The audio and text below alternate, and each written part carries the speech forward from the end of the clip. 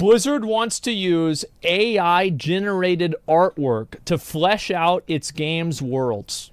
So everybody is shitting on Blizzard for this. People are very unhappy about it, etc. And obviously this guy, as Eric Covington says, my artist colleagues deserve better, players deserve better.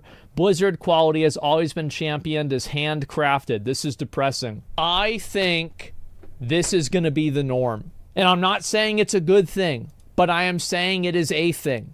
I think what's going to end up happening is that it's not going to be the norm for, and forgive me if I'm completely off base with this, because I'm not an artist and I don't understand how some of this stuff works on a technical level. I don't think it's going to just be like this, make a picture, okay?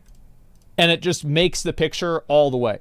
What I think is going to end up happening is you're going to have, like, somebody draws some mountains here, and maybe there's like a lake, and like, let's say maybe there's like some clouds, okay?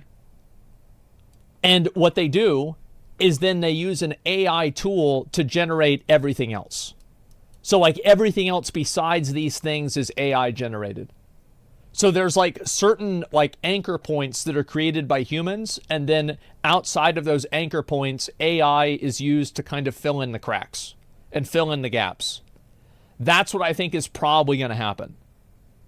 You mean like Unreal 5? Yes, Unreal 5 effectively does this. Exactly, it's cost cutting. And the problem, and this is what I'm concerned about, is that even if Blizzard says they're not going to do this, Hoyoverse probably will. And if Hoyoverse doesn't do it, maybe Square Enix will.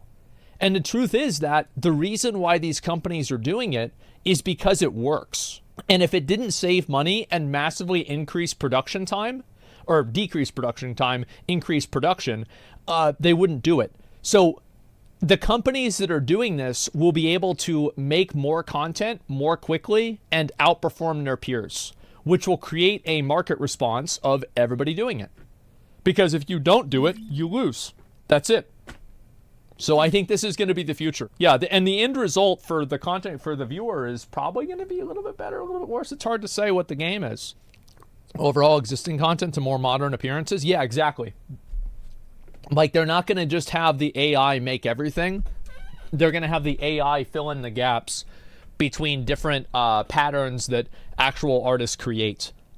That's what I think is gonna happen. And I do think that overall this will vastly reduce the amount of artists that are needed. And it will also make production a lot faster. Now, if somebody that understands it better than I do, if they disagree with this analysis, I'd be curious to hear why. But I can't see this not being the case. Because you see this all, like Photoshop has tools that effectively do this, right? Like the pattern tool and things like that. Unreal Engine 5 effectively has this with how they can kind of, what's the word for it? Procedurally generate different types of like environments. So how is this not just the next step of that? Procedural generation already exists? Yeah, exactly. Curious on your opinion, if Blizzard were to exclusively use their own IP to train the model, would you consider that ethically reasonable? I don't think that if they were only using their own IP, would it be ethically reasonable? I think that you can argue yes, and you can also argue no. Because you can argue yes, because it's ethical in the context that you're not misusing other people's work. But you could say that it's unethical as well, because you're effectively paying people to make themselves irrelevant and to take their jobs away from them.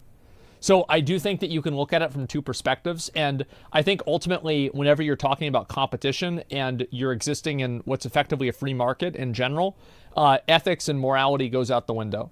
And there's no way that you're going to be able to manage this and deal with it on a global scale. It's the same reason why, like, you buy Nike shoes and they're made by third world countries that are not adhering to the same work standards that the US is. It's just simply because they can outproduce the people that are. Deepfakes already exist. They're already more accessible. Yes. And that's what's going to happen, is they're just going to become more and more accessible. And it's going to be easier and easier to do.